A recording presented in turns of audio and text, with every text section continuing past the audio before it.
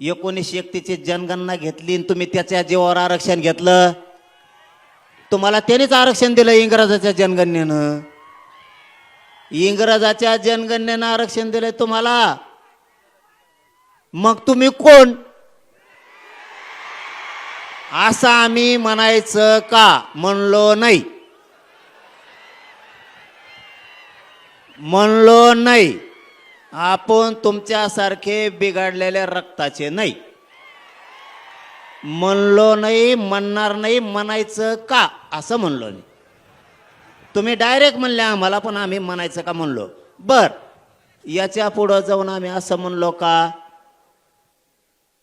की बाबा आमचं गुलामीचं गॅजेट हे मग तिकडं राजस्थानला अकबर बादशाहकडून पळून आलात आणि इकडं तुम्ही निजामाची चाकरी करायला लागलात.